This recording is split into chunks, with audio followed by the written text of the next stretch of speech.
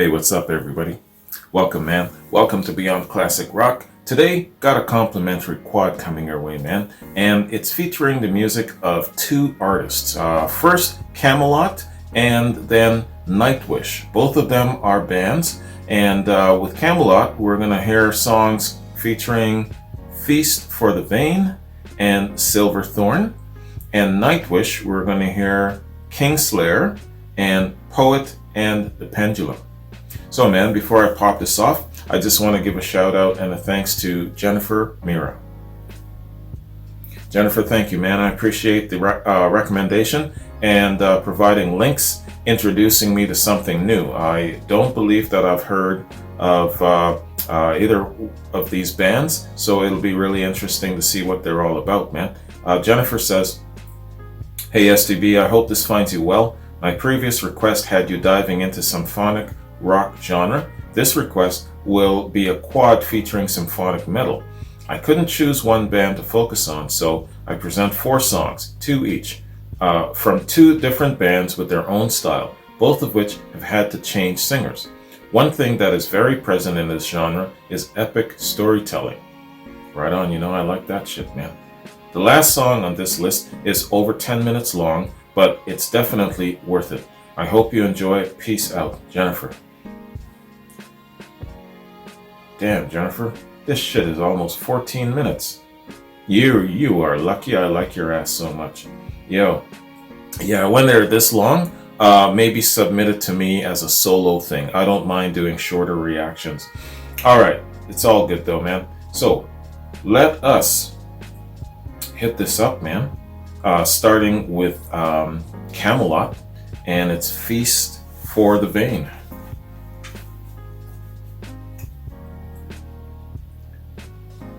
Kamelot, Feast for the Vain. Let's get it.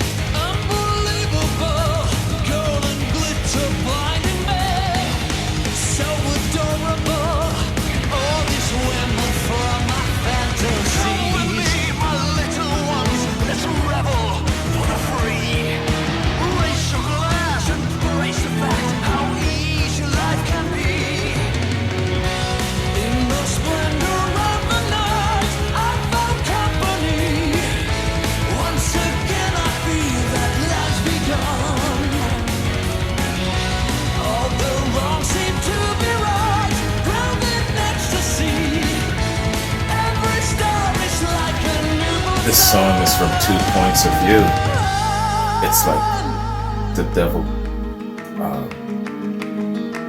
just trying to tease Eve, or deceive, trying to charm.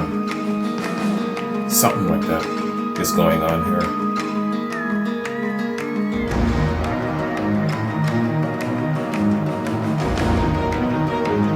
He's got her enticed, that's for sure.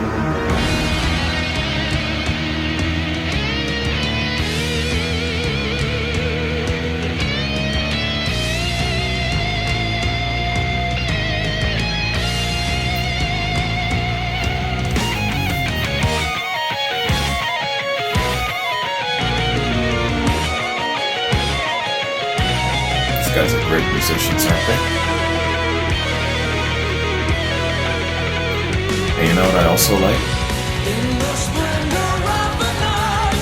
The vocals aren't drowned out by the musicianship. I understand every word he's singing.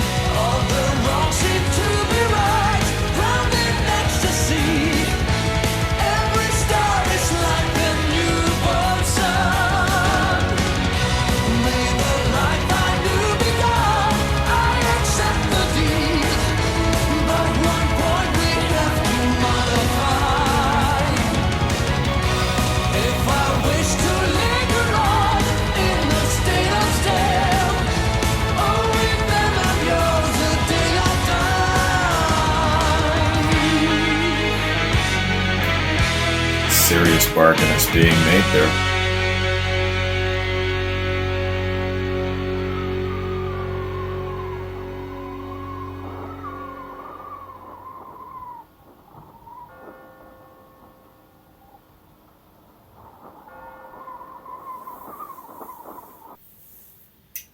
Okay. Yeah, there's some sort of a deal being made here with, I don't know. I'm visualizing the devil and I'm visualizing Eve, kind of like that whole thing in the garden where, Eve is now coming into awareness. And of course, in the return, what's the devil always after your soul, right? So I think it's something like that going on. Really cool. Yeah, you're talking about some epic storytelling. I hear you, man. All right, so yeah, and these guys, really excellent musicians, good singer, man. Very, very crisp, clear, and the vocals are not drowned out by the instrumentals. I really, really like that. That is a point that I appreciate very much, especially when you're getting into the hard, thunderous rock, the hard rock, the metal, the progressive metal, all of that. That is something that I look for, can I understand the vocals? Are they clear? They're not being drowned out. So good on you guys. All right. So, man, Kamelot. Kamelot is an American power metal band from Tampa, Florida, formed by Thomas Youngblood in '87. The Norwegian vocalist Roy Kahn joined for the album Sage Perilous, and shared songwriting credit with Youngblood until his departure in April of 2011. On June 22, 2012, Youngblood announced on their website that their new vocalist would be the Swedish singer Tommy Karavik, who was first featured on Kamelot's album Silverthorne as the main vocalist, co-songwriter, and lyricist. As of 2020, Kamelot had released 12 studio albums, 3 live albums, 2 live DVDs, and 20 music videos. They've been busy. Good body of work so far. So, Feast for the Vain appears on Epica. Epica is the 6th full-length album by American power metal band Kamelot, released March 3, 2003 through Noise Records. It was the first concept album by Kamelot. Okay, so the whole album is so it tells a story, the whole thing. Nice. I dig concept albums, man. Check out Abigail. This album, along with its sequel, The Black Halo, released in 2005, is a rock opera inspired by the story of Goethe's Faust. Epica tells part 1, while The Black Halo tells part 2. Okay, smart marketing. Goethe's Faust has 2 parts. Most of the lyrics were written before the actual music was composed. The album inspired the naming of the band Epica after its release. Okay. In 2017 and 19, respectively, Loudwire and Metal Hammer ranked it as the 18th and 22nd best power metal album of all time. Plot. The story takes place at an unknown time and place on Earth. God has commanded all angels to serve alongside humans on the Earth, but one angel named Mephisto has refused to obey this order, claiming that he takes orders from God alone, not humans. For this, Mephisto is expelled from heaven. God eventually decides to give Mephisto one chance. If Mephisto can claim the soul of God's favorite man, an alchemist and scholar named Ariel, then can he return to heaven. If not, then Mephisto will be condemned to hell forever. Mephisto agrees and searches for Ariel. Meanwhile, Ariel is introduced and he begins to ponder his research on the true meaning of life and why God created humans. Center of the universe. That's the song. Yeah. He concludes that neither science nor religion can truly answer these questions. Feeling restless, he decides to leave his home country to search for answers. He bids farewell to everyone, including his lover Helena, as he departs on a quest for answers, vowing never to return. Years pass as Ariel searches. He becomes addicted to drugs and eventually turns to the occult, during which he sees a brief vision of Mephisto. Okay. Wow. Well, let's stop there because it just keeps going on and on and on. And don't have all of that much time to read the whole thing. But it's very interesting right there. Concept albums, man, take a certain amount of creativity. So props to you guys for this. Not only one concept album, but two. And the second part is in 2 parts. Damn, that's a serious amount of work, man. Let's hit up our next track from these guys then. Silverthorne.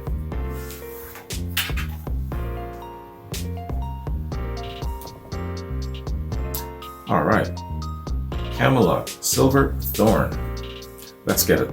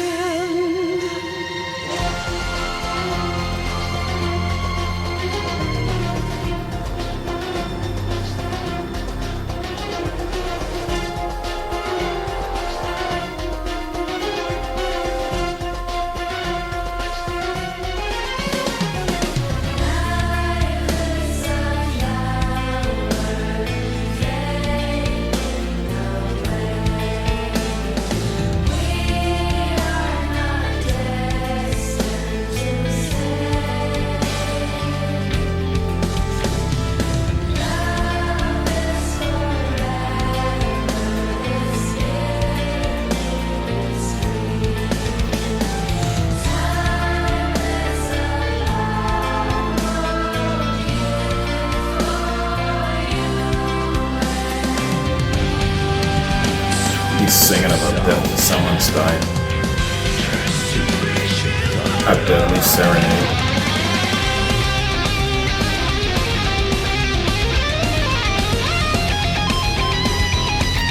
Spirit is free. Time is borrowed.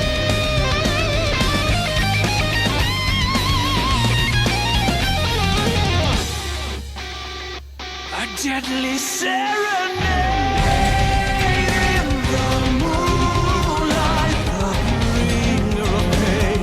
I fear on a silver blade. I am frozen, betrayed by myself. A deadly serenade in the moonlight, the bringer of pain. I fear on a silver blade. I am frozen, betrayed by myself. Everything comes to an Betrayed by himself. So, did he kill his wife? Did he go insane? And did he kill his wife? Is that what?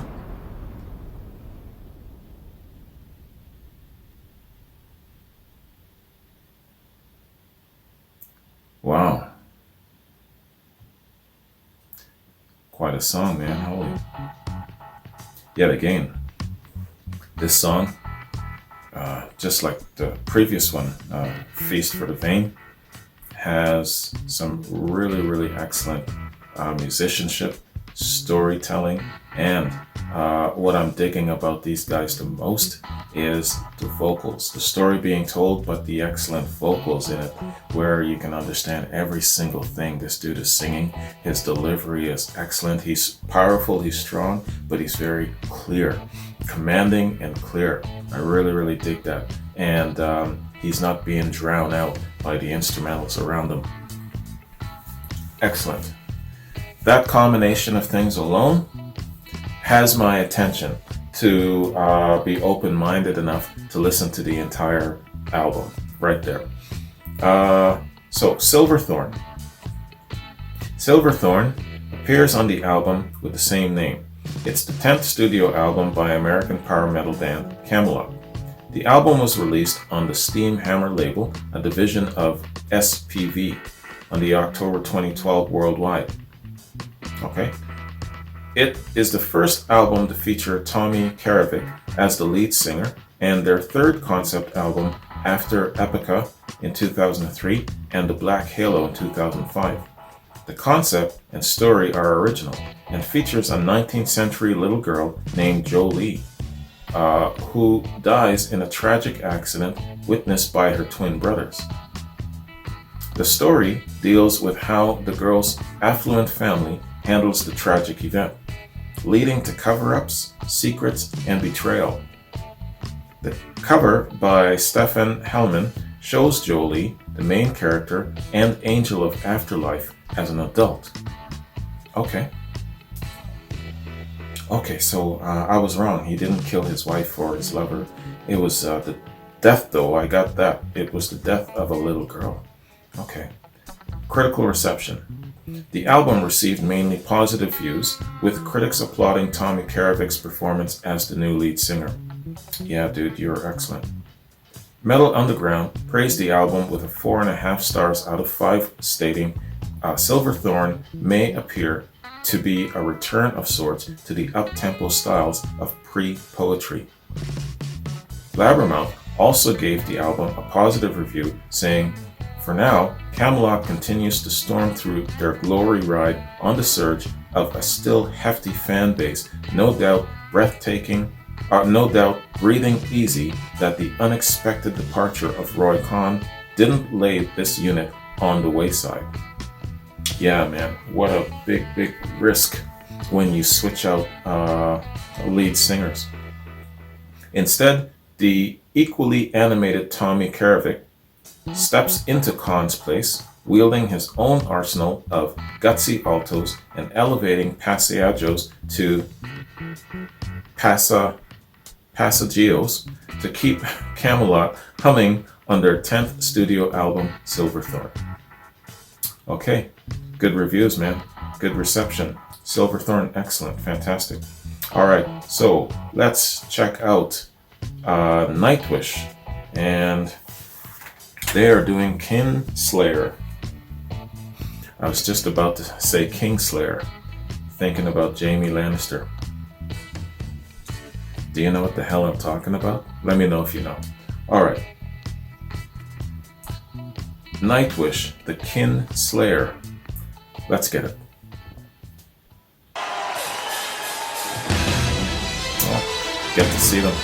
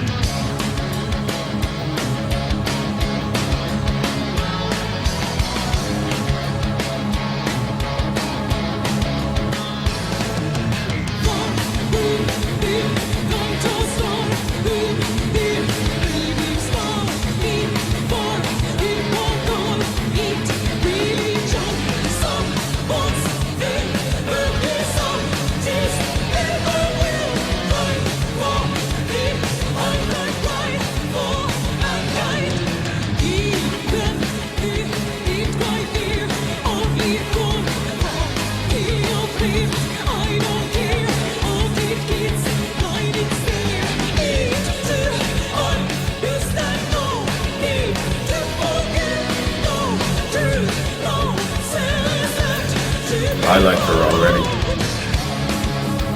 She reminds me of Jennifer Rush. Good vocals.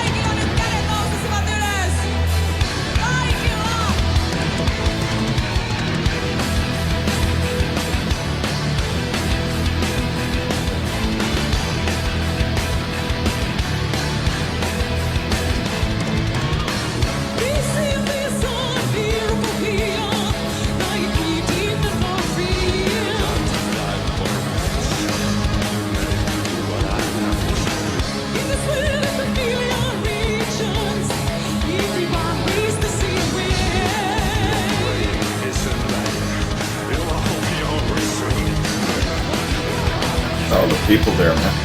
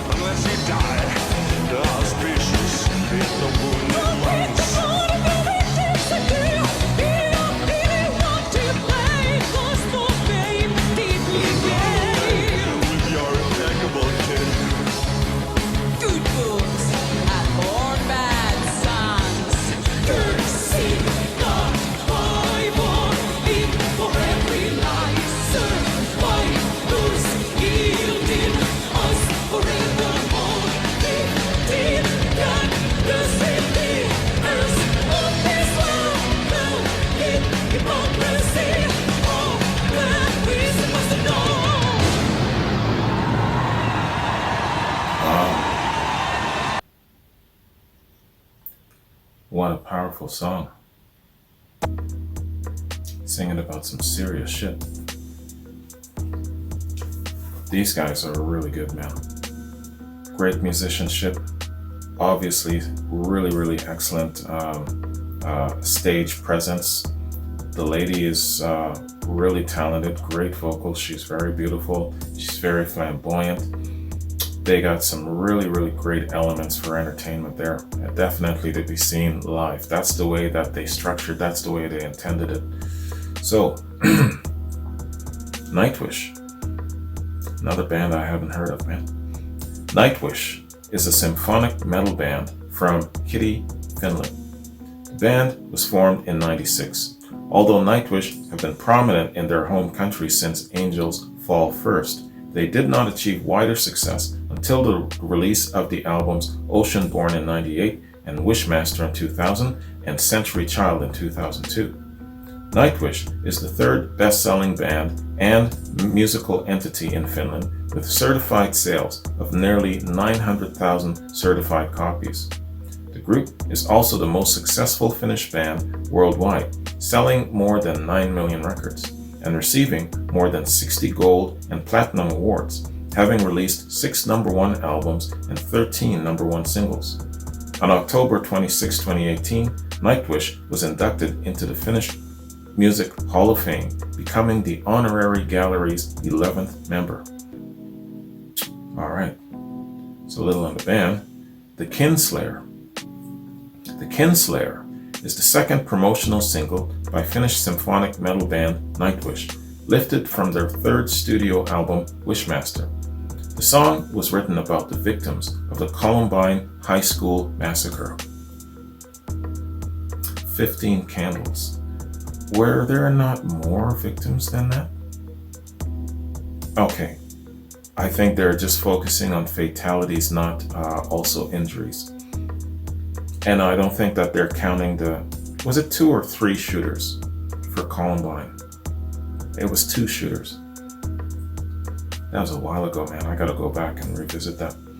Wishmaster was released on the 8th of May 2000 through Spine Farm Records in Finland. The album was released in the rest of Europe by Drakkar Entertainment on the 29th of May and in Japan by Toys Factory on the 19th of July. In the US, it was released by Century Media on the 6th of February 2001. Wishmaster peaked at #1 in the official Finnish charts. The albums also debuted in the European charts at number 21 in Germany and number 66 in France. Wishmaster has sold more than 79,000 copies in Finland alone. In 2019, Metal Hammer ranked it as the 18th best power metal album of all time.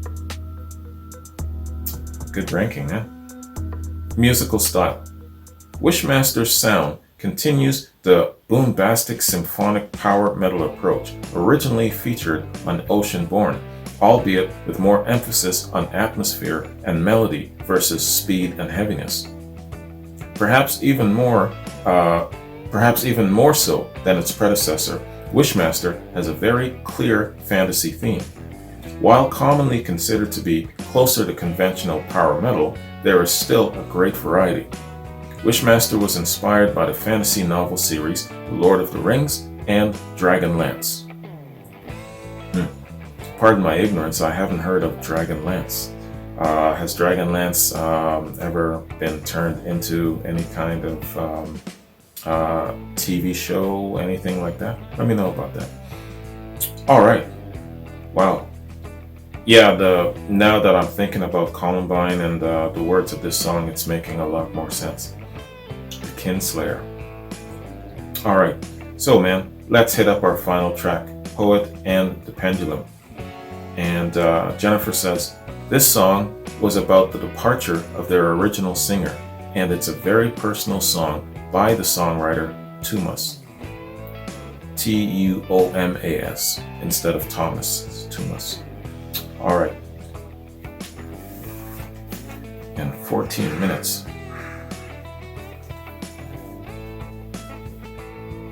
All right. The Poet and the Pendulum. 14 minutes long. Let's go. Let's get it. Oh, and it's live. Nice.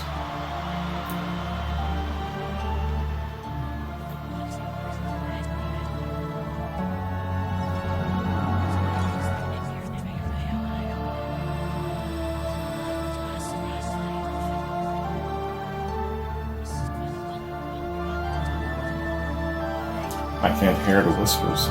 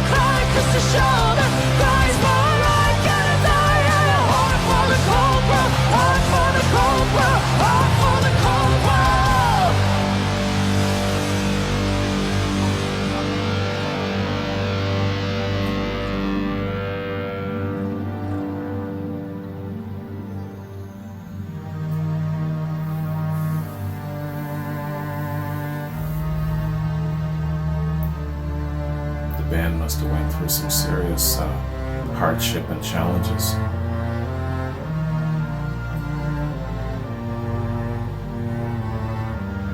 Before the departure of their original member.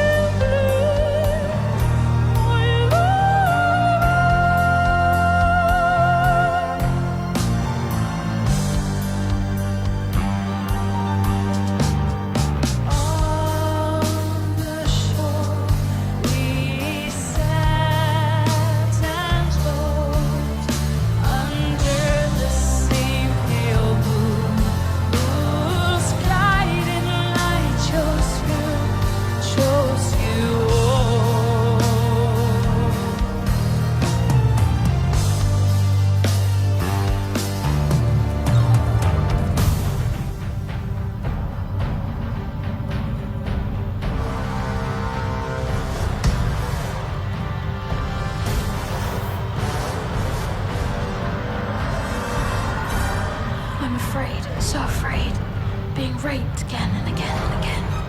I know I will die alone, but loved. You live long enough to hear the sound of guns, long enough to find yourself screaming every night, long enough to see your friends betray you. For years, I've been strapped onto this altar. Now I only have 3 minutes and counting. I just wish the tide would catch me first and give me a death I always longed for.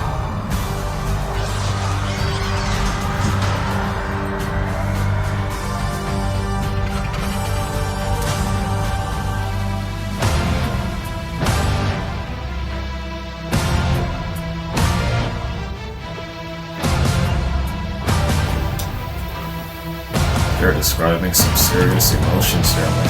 Yeah.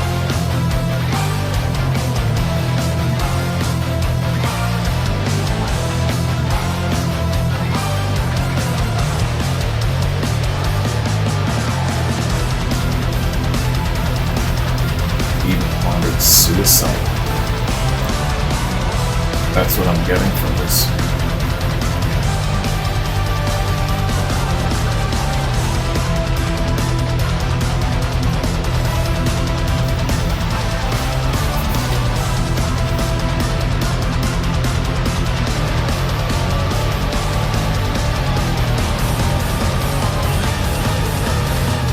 Second rubber to the right of Christ, cutting her then decide.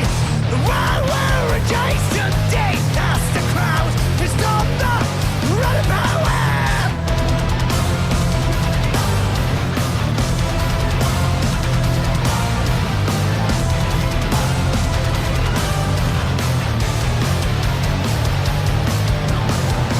Everyone must bury their own. You pick the berry, the heart of stone. Now he's in hell, serves him well. Straight by the bell, calling for his farewell. The morning thunder upon his altar, the means of the dark passion play, performed by his friends without shame, spinning on his grave as they came. Get away, run away, fly away, lead me astray to dreamers hideaway. I cannot cry 'cause the shoulder cries more. I cannot die. I am hard for the cold girl. Forgive me, I have the two faces, one for the world and one for God. Save me. I cannot cry 'cause the shoulder cries more. I cannot die. I am hard for the cold world, hard for the cold world, hard for the cold. Today, in the year of our Lord 2005, Great scene. two of us was called from the cares of the world. He stopped crying at the end of each beautiful day. The music he wrote had too long been without silence. He was found naked and dead, with a smile on his face, a pen, and 1,000 pages of erased text.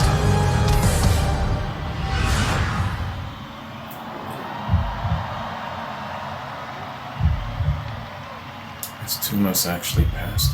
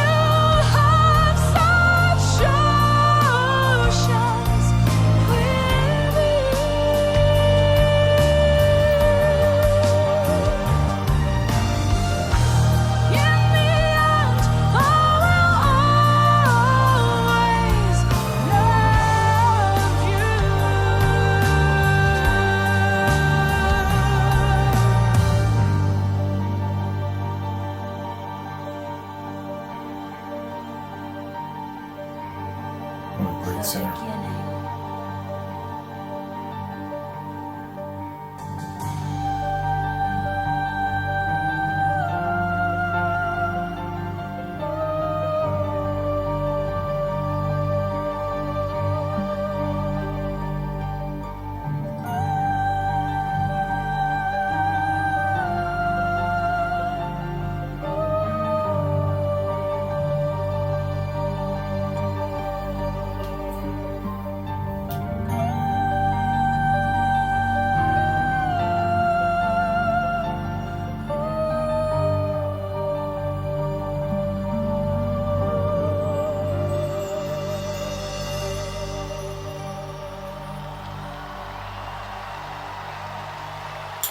Wow. Thank you. Man, you talk about wishing that you were there to experience that. That was awesome.